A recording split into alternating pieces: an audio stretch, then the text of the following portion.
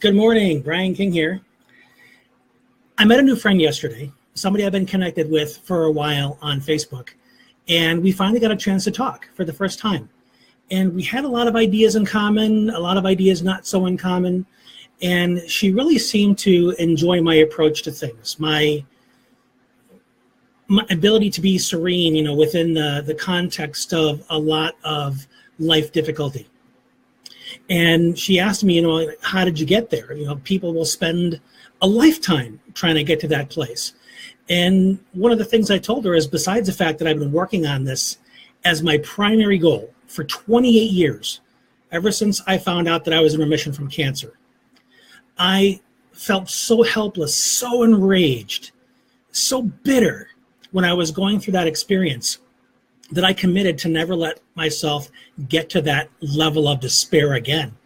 And the way I found out that I needed to do that is I needed to strip down to the bone of what the issues were. I couldn't just deal with the superficial stuff and say, people weren't really there for me, and as long as I am okay with that and realize people aren't perfect, I'll be okay. It wasn't that simple. That was just the surface level stuff.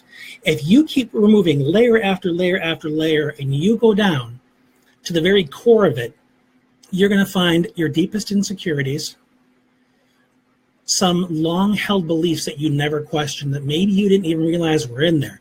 This is work most people don't want to do. One of the reasons why I call my kind of new mission as Resilience Warriors is because the warriors face the heaviest fighting. They face the most dangerous stuff. And it's not all going to kill you, but it's going to hurt. Because you have to learn to face things about yourself that you have mistakenly believed are part of who you are, that are somehow hardwired into your identity. And you have to ask yourself this question repeatedly. Who am I without this belief? Who am I without this assumption? Who am I if I replaced it with something else? Well, you're who you've always been. You're a human being in motion. You're a human being that has signed up for growth. You're in this because of the journey. Yeah, Jim, The Big Leap is one of my favorite books. I highly recommend it if you haven't read it. It's fantastic. But the title of this, How to Succeed as a Stripper, it's all about realizing that the work is never done. We have life experiences and our minds hardwire these reactions into emotional experiences or ideas or whatever it is that we have. And then we have to make a point of examining that and saying, what did I do with that just now? Why did I do that? Did I make any decisions about this? Did I make any all or nothing decisions? Like, this is the way it is. This is how all people are. The world sucks. I'm a loser. Did you make any declaration that is inflexible? If you did, you need to strip that baby down.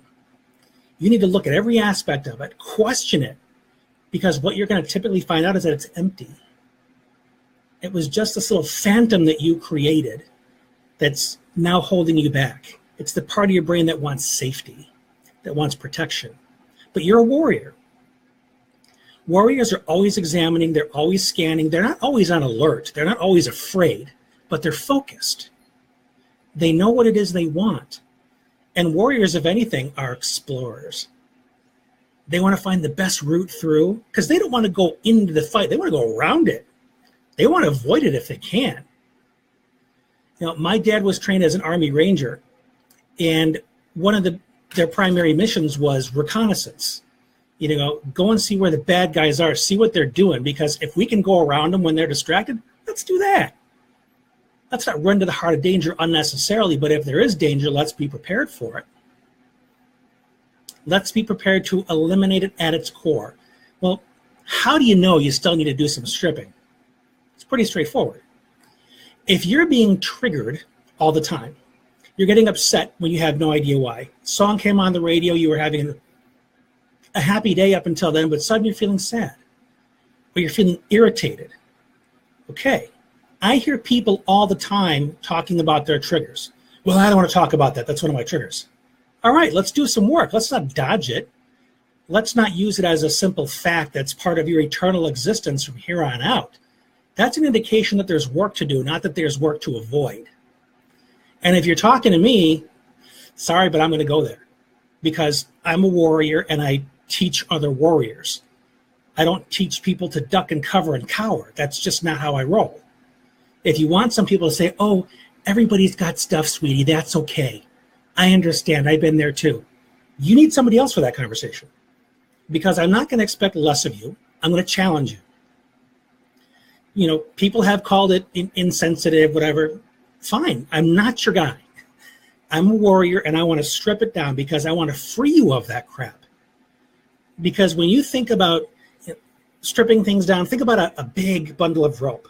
That strand by strand, you're pulling it apart and it becomes weaker with each strand. Because the more that rope remains intact, think of it as a tether that is keeping you anchored to the ground. And the more you leave that thing in place, the less likely you ever are to fly. So when you have those triggers, you have that upset, that irritation, that annoyance, you can say it's a simple fact of life. It's because of your childhood. It's because of that lousy divorce. Or you can say, these are things that I have allowed to remain intact. These are things I haven't worked on, ties I haven't cut, that are keeping me forever tethered to the ground, tethered to my past, and holding me back from reaching my full potential because I haven't stripped it down and examined it at its root cause and realized that it's full of a lot of beliefs, assumptions, fears, and other between-the-ear bull crap that I no longer need. And once I depersonalize it, cut my ties with it, and let it go, holy crap, I'm free. Is any of it easy? Hell no. It's all work. But you never have to do it alone. Because including myself, there are no doubt other warriors in your life. Find us. I have a group here on Facebook called Resilience Warriors. I'll put a link in the notes here so you can find it. I do videos like this to support you in becoming a warrior. Because that's why I'm here. That's what I do. And you did me the tremendous honor of showing up and listening to me talk my stuff. The least I can do is make it worth your time. So hopefully this has been valuable to you. Let me know if this stuff is helpful. And if there's anybody else in your life that can really benefit from this message, feel free to share. It's been a pleasure. Thank you very much. Take care.